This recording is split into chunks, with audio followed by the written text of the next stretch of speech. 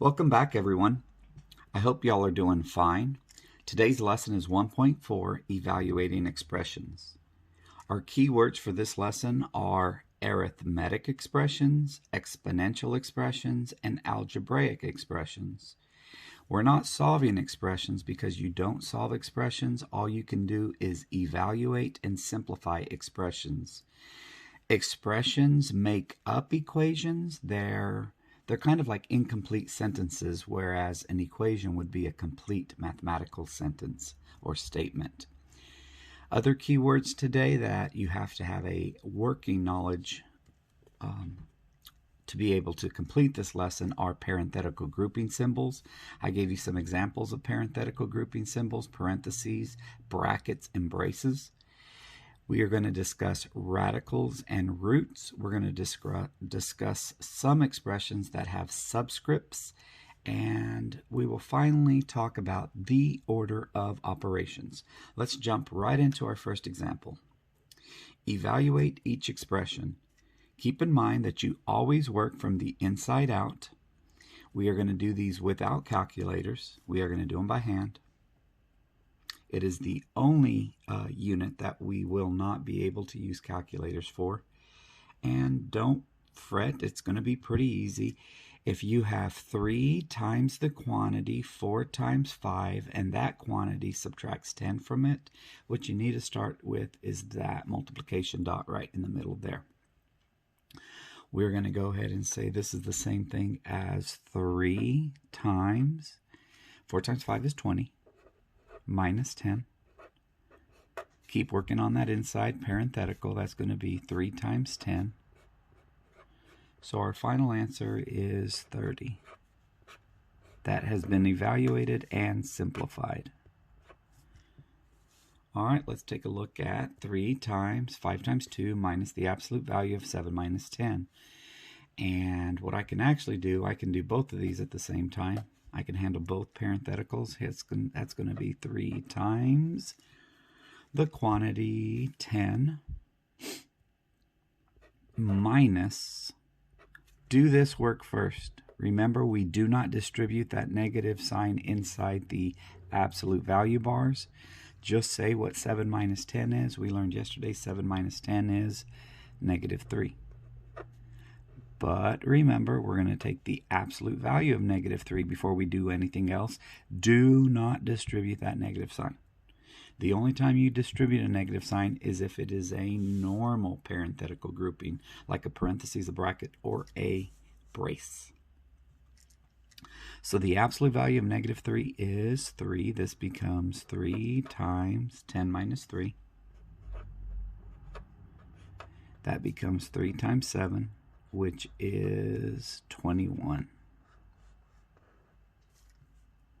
Straightforward, making sure that there are no questions. If there are, just pause and send me a text on the Remind app. We can answer it straight away. So our first type of expressions that we're going to deal with today are these exponential expressions, and here's what we can do. If we have the same number multiplied over and over and over again, 5 times 5 times 5 times 5, we can rewrite that using exponents, and it's the same thing as 5 to the 4th power. All right. Now, we're going to go ahead and say 5 to the 4th times 5 times 5 times 5 times 5 is the same thing as 5 squared. Times 5 squared, I break it down that way, and 5 squared times 5 squared is 25 times 25, or 625, if we were going to go ahead and simplify that guy there. Now, for any natural number n and any real number b, this is the situation that we are going to have. This guy up here has a couple of different names. We will call it our exponent.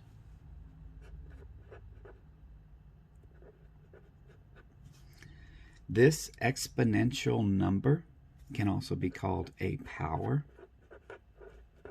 while this number we have right here is simply called our base.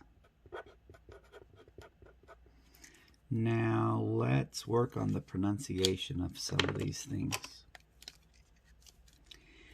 When we see this symbol here, this expression, here's what we say. We can formally say base b raised to the nth power. However, we try to be a little more informal here, and we can just shorten that to b. Sometimes they say b raised to the n, or we're just going to say b to the n, as in b to the n power. This entire thing here is known as our exponential expression.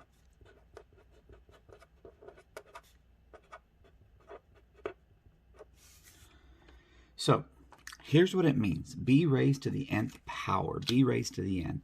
It means that base b times itself over and over again,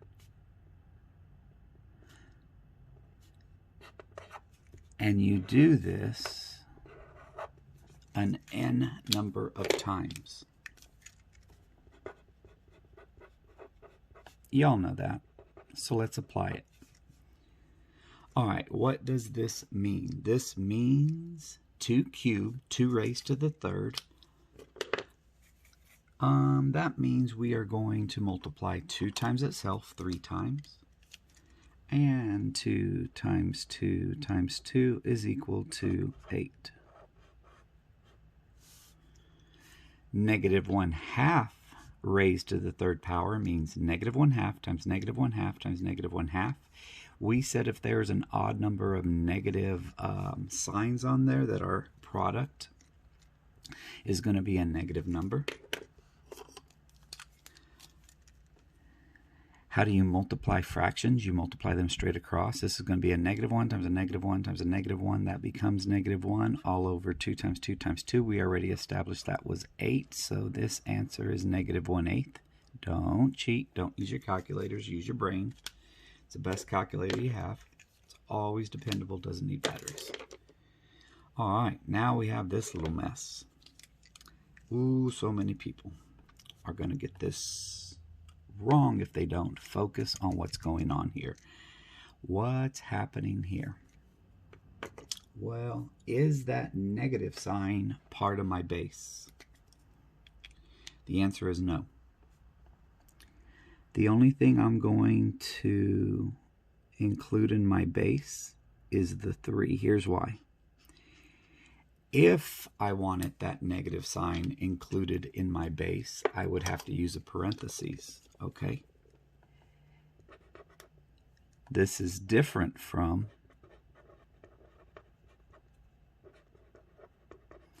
the quantity negative 3 raised to the 4th. In this case, this would be a negative 3 times a negative 3 times a negative 3 times a negative 3, which would be a positive answer. Just like up here, when I wanted to include the negative sign as part of my base, then I have to use parentheses.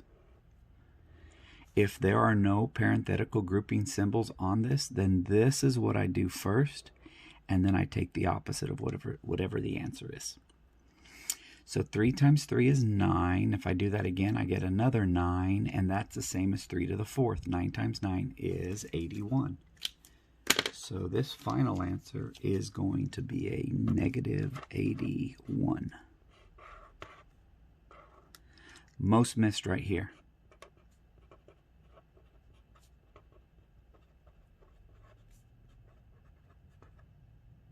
It falls into that most missed category. So make sure you understand how to simplify these expressions and when to include that negative in the base and when it's not included in the base. All right, let's take a look at some square roots here. This is called a square root, also known as a radical symbol. And the invisible number you don't see right there outside the root is a 2. All right. I want you to consider this. 3 squared means 3 times 3, it's equal to 9. And the quantity negative 3 squared means negative 3 times negative 3, which is also equal to 9. Both 3 and negative 3 are square roots of 9, meaning that what number times itself? Do I have room? Yeah. Let me do it right down here. When you see this, you're saying what number times itself equals, let me make this a little more feasible. Let's put, I don't know, let's put an x in there. How about that? It's not too hard for me to think of variables this early in the morning. What number times itself equals x? That's what that's saying right there. Yeah, I know, you're like, I thought that means square root of x or radical x or rad x. Yep. But here's what it means. That's what you're going to ask yourself. So, radical 64, rad 64, what number times itself equals 64? That number is 8. 8 times 8 is 64. Now, let's talk about this for a second. This indicates the non-negative, there's that word again,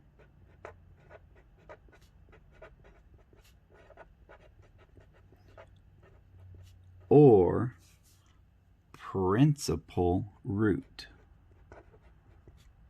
We use principal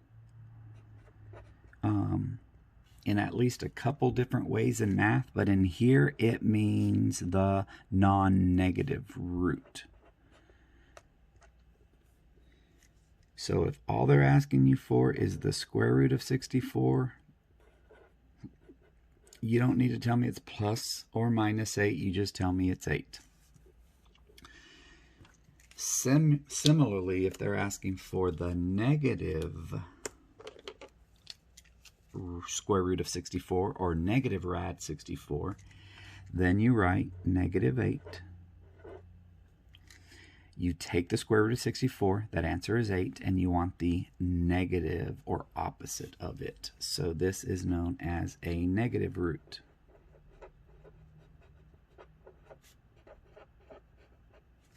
All right.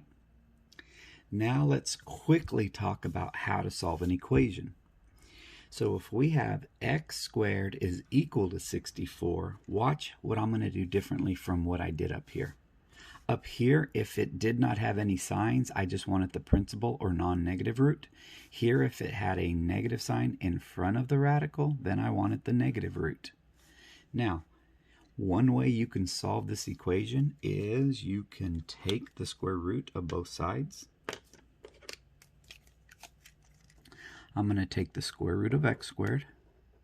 I'm also going to take the square root of 64. But when I take that square root of 64, I want both answers. I want the positive and the negative root of that. I don't need the positive and negative root on the left side because I don't care what negative x is, I just care what x is. All right, this radical and this power, they're going to cancel each other out to the number 1. I'll just be left with x equals. And we know that the square root of 64 from up here is equal to 8, so my answer is either positive or negative 8. Let's put some braces on that like we do before. Why? Because that's called set notation, written with braces. And put a box over the whole thing and call it a day on that problem. Hope that makes sense to you. If not, pause and just ask me that question. All right. Part of this is cut off. Let me get the rest of this. This is supposed to be part C, the square root of 3 times the quantity, 17 minus 5. All right, we'll come back to that problem in just a minute.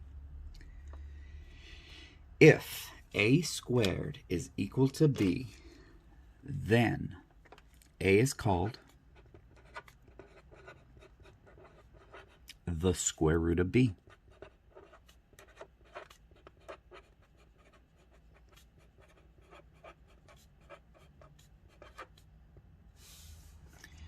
if the answer you got here is greater than or equal to 0, that's a nice mathematical way of saying a non-negative number. So if a happened to be a non-negative number or greater than or equal to 0, then a is called, we've already said it, let's just repeat it, the principal root. Know those terms, know what that terminology means, just know the definitions of those words. You need to have that to be able to explain it or truly understand what's going on. So we want to take the square root of 196. What number times itself equals 196? That answer is 14. How do we know that? You need to memorize the perfect squares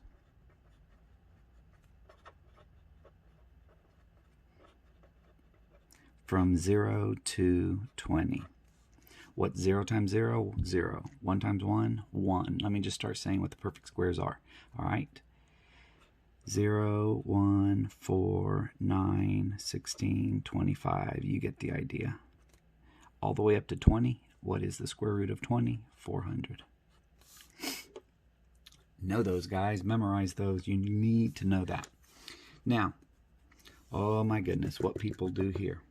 Let me just tell you the right way to do it, and then I will show you what way to never do it. I want to show you the right way first, so it's stuck in your head. This is like a big old parentheses right here. Even though you can't see the parentheses, they exist, and they are powerful, and they are unbreakable. So you are going to add first.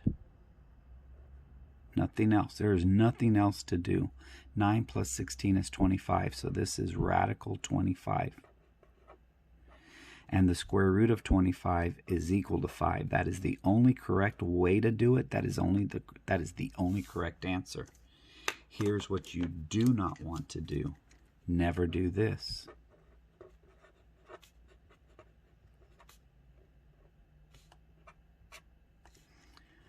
Do not try to split this up. Never split this up, because this is wrong. This is wrong every single which way you can possibly think about it.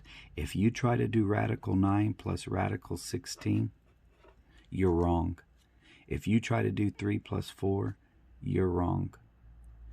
Don't do this. I'm not even going to finish it because it's wrong. You can't do that, guys. It's impossible. What is 3 plus 4? 3 plus 4 is 7. 7 is not 5. 5 is the correct answer. 7 is the incorrect answer. I will not give any points if you do this. There is no partial credit for this. I cannot explain this enough. I don't get too crazy or too strict about some of my methods or some of my ways or some of the things, but I am telling you this right now. This isn't just a pet peeve. This is hugely wrong. This is go directly to math prison. All right, last problem. Hopefully you understand from that how to do this. What do we do first? We take care of the 17 minus 5. That's going to be radical 3 times 12. What do we do next? We multiply 3 times 12. We get 36. And the square root of 36 is equal to 6. Pretty straightforward. Alrighty. Hopefully there's no questions and we can jump right into the order of operations. You know them as PEMDAS. Notice I didn't write any PEMDAS. I didn't write any please excuse my dear Aunt Sally, because I want you to go deeper in this college algebra course. As a college algebra course, you need to know something better than just, oh yeah, it's parentheses, exponents, multiplication, division, addition, subtraction. You need to know these words right here. What is your first step? Your first step every time is to evaluate expressions from the inside out. That's taking care of your parentheticals. Second step, evaluate any exponential expressions, and you're going to do it from the inside out and from the left to the right. Those are the order you do those in your order of ops. Our third step is to perform your multiplication and division. They are equal operations, so you actually do them in order from left to right. And finally, you want to perform any addition and subtraction operations in order from left to right. That's the last step that you do. And what I would like to do, I'm going to throw some of these at you. I think you see them on any of y'all that use Facebook or Instagram, or I don't know if they're on Snapchat, but they're those little cartoons that say, hey, 2 shoes with shoestrings plus 2 legs plus a person equals a certain number, and then they give you another combination of those symbols equals another number, and they might do it one more time, then they'll finally say, guess what this is, and they kind of mix it up. That's what I'd like to do, because those are some new, exciting, or at least innovative ways, some new ways to try to get you all to do orders of operation correctly. And it's funny, I see so many of my friends on Facebook or family on Facebook, they don't know how to do it, and they'll be calling me, hey Sloss, how do you do this? You know, you're a math teacher. I'm like, come on, man, don't you know orders of operation? I think 5th graders know that. Let's evaluate this. And this is a simple algebraic expression. It's using a little bit of algebra. These include a little bit of exponential. And all we need to do is make sure that we follow our order of operations. It's kind of like this. I wanted to say one quick statement. Hopefully it makes sense. Orders of operation, they're not natural things. You will not find them like, oh yeah, that just happens in nature. It's not like 1 + 1 = 2. That makes sense from what we've learned throughout all of mathematical history. The order of operations are artificial, and what I mean by that is that they're actually man-made. We wanted to make sure that all over the world, universally actually, that if somebody sees this, they will be doing this in the same exact order. So mathematicians got together, I don't know how many hundreds to thousands of years ago, and they say, let's make the orders go like this. First, handle anything inside any type of grouping symbols, then deal with any exponents, and then do multiplication, division from left to right, and then addition and subtraction from left to right. So these are man-made. They cannot be changed, and just know that all around the world, anybody that sees this, they do not even have to speak any other language but the language of math. They will be able to get this right. What's the first thing we're going to do here? The first thing that we're going to do here, hopefully, is multiply 2 times 3. Here's our first step. This becomes 5 plus 6 minus 4. From left to right, 5 plus 6 is 11, and 11 minus 4 is 7. That's what you're going to do without the aid of a calculator. That means the calculator on your phone. That means the calculator that is a Texas Instrument or Casio. That means not the calculator on Google. That even means not even a parent calculator. You have to use your own brain. It's fun. Try it. You'll like it. Do this first. We already know what 2 cubed is. That's 8. 9 times 8 equals 72.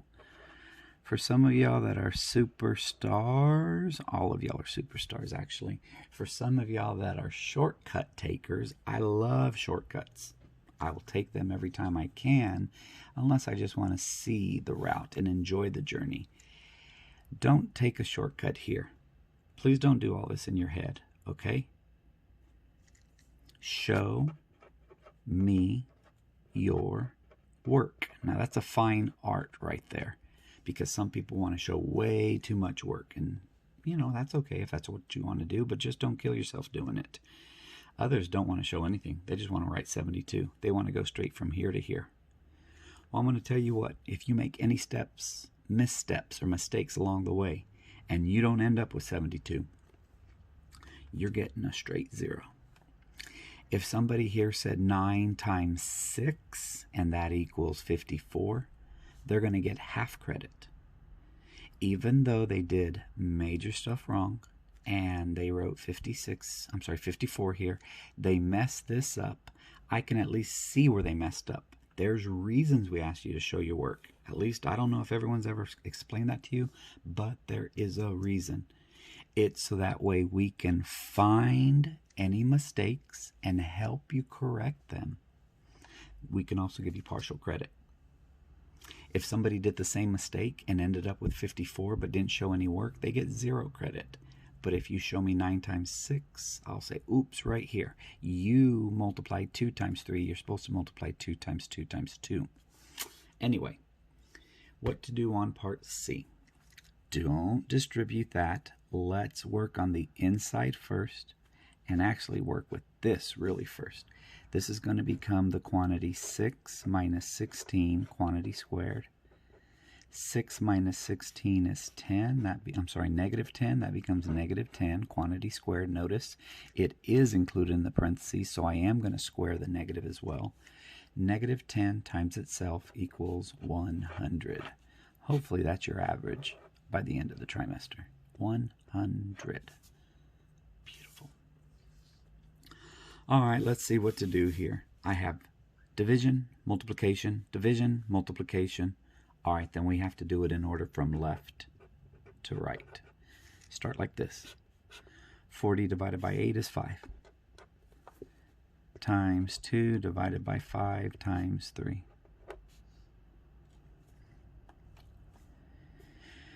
Why does 1, 2, 3, 4, 1, 2, 3, 4, 5. Okay, I just want to make sure it didn't seem like anything got more simplified there. Now I'm going to say 5 times 2 is equal to 10 divided by 5 times 3. 10 divided by 5 equals 2 times 3, and 2 times 3 equals 6. Easy, guys, easy. All right, it's time for a warning note. Caution, caution. You know, I've already talked about this, but it don't matter. I need to talk about it again. Warning, warning. Do not confuse. This is a red flag right here. Negative 3 squared and quantity negative 3 squared in parentheses are different and distinct. Here, the first expression. That is what you do first. And that's equal to negative 9.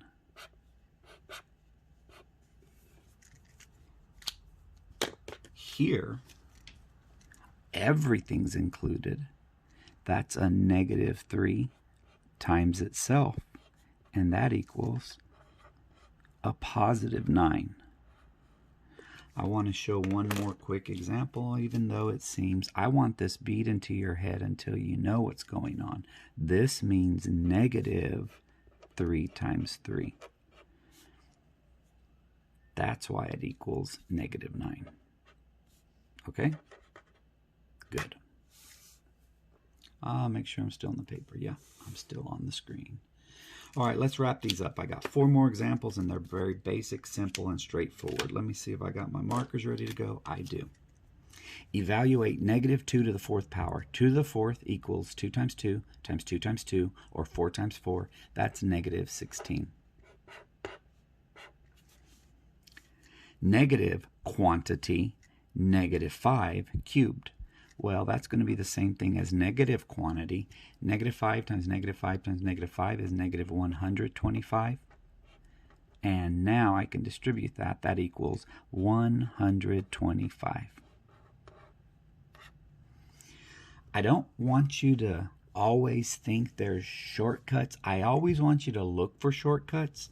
but they need to be legal shortcuts and valid shortcuts. Some people are going to try to come up with some way of saying, oh, if it's a negative here and that's this, then it's always going to be negative. No, you know what? The best way to do it is just to work it out. Work it out. Doesn't take that long. What to do first here? You're going to say 3 minus 5. Don't distribute. Okay, here's what you cannot do. You cannot, I don't know what other word to use, but I'll use the word distribute the exponent. You cannot say that goes there and that goes there. It will not work. And we're going to discuss that in depth later. But what you can do is this. Work on the inside first. 3 minus 5 is negative 2. And negative 2 times itself equals 4.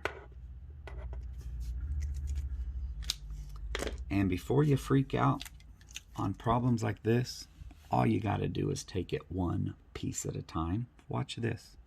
Negative quantity. 5 times 5 is 25. Minus, I'm actually going to do this too. 4 times 7 is 28. Don't forget your square. That's going to be negative quantity. 25 minus 28 is negative 3. Quantity squared. What do you do first? Do you distribute first? Nope, that's multiplication. You exponentiate first. Go ahead and deal with your exponent. Negative 3 times negative 3 equals positive 9. But look at that negative in front. We want the opposite of it. So the final answer is negative 9. No calculators needed, only your brain. And let's take a look at example 6. A fraction bar. Anytime you have a fraction bar, you need to pay attention to this right here. There are invisible parenthetical groupings on the numerator as well as the denominator. Some people are going to try to say, hey, mark these out. You cannot do that. You can't break this family up. It is unbreakable. You cannot do that. What you have to do first is 10 minus 8 is 2. Simplify the top first. 6 minus 8 is negative 2. Any number divided by its opposite is equal to negative 1. Simple and straightforward. Do the same thing here first, okay? You have to simplify both the numerator and denominator first before you do anything else. So let's simplify that numerator. Remember what we got going on. They're invisible. Don't even want to write them with anything hard. Imagine parentheses on the top and parentheses in the bottom. Don't try to cancel. There's going to be a time for us to cancel. We will get into that all throughout chapters 5 and 6. But right now, there's nothing that can cancel. Those 2's can't cancel. You know, it's a silly way of getting you to remember it, but this is how I'm trying to talk about it. What you're trying to do right here, if I have 123 times, or let's say plus 456 over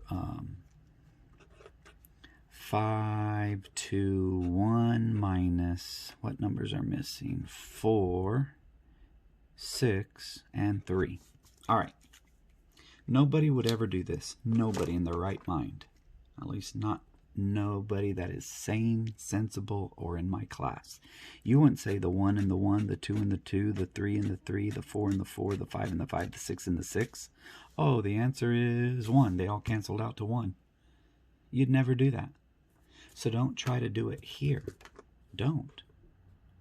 Do what I've told you to do. Negative 6 squared without the parentheses equals negative 36. 2 times 7 is 14, so plus 14 all over. 4 minus 3 times 2, you got to do the 3 times 2 first. 4 minus 6. All right, keep simplifying both the numerator and denominator. Negative 36 plus 14 is equal to negative 22. Negative double deuce. over another negative 2. A negative divided by a negative is a positive, and half of 22 is 11. Simple. Piece of cake upside down. Number 7, more algebraic expressions. Actually, this is the first set of algebraic expressions. Everything else was just some expressions with some exponents in it and a little bit of, what else were we doing? Arithmetic expressions, my bad, where we were doing basic arithmetic. Now, here are the algebraic expressions. What's an algebraic expression? Well, most of y'all understand this, and I would say there's about 30 to 40% of y'all that get every single one of these right on the test, but close to 60, 70% are going to miss one of them. And let's not do that. I don't want that. I want 100% of you all to get 100% of this right. Let a equal 2, b is negative 3, and c is 4. So let's evaluate a minus c squared first.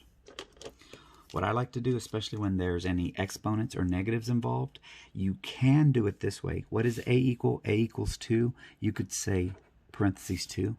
You can be safe. Hey, why am I not focused here? What happened? All right. Need to pay attention. That looked a little fuzzy to me. You can use parentheses just to keep these guys safe. Hug them with parentheses. I usually do not put parentheses on just positive numbers. I usually reserve it for negative numbers or when I'm squaring something like this. Minus what? Minus quantity 4 squared. Now, darn it, didn't leave myself enough room, but that's okay. I'll squeeze it right down here. This is going to be equal to the same thing as 2 minus 16, or final answer, negative 14.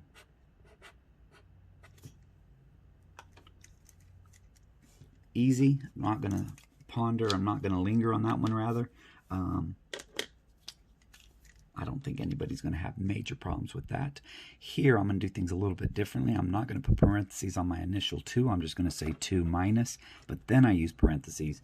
Not just because I have a negative number. I almost always put parentheses on negative numbers when I'm evaluating expressions, but also because it's a negative number plus an exponent right there, or including an exponent. I'm not adding an exponent there. So this is going to become 2 minus negative 3 times negative 3 is positive 9. And 2 minus 9 is negative 7.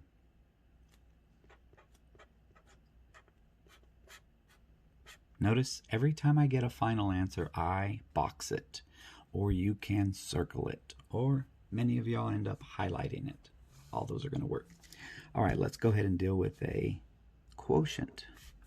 A squared. I'm still not going to use a parentheses because it's positive. Positive 2 squared plus a negative 3 all over 2 times 4. I used a parentheses down here because I didn't want to start throwing dots down there or X's or asterisks. That's just kind of a simple little way I do that. Anyway, I'm going to have 4 minus 3 on top all over 8. Final answer of 1/8.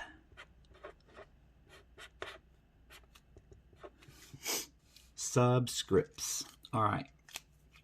What are subscripts? Subscripts are tiny little numbers that, unlike exponents that are in the upper right-hand corner, they're in the lower right-hand corner.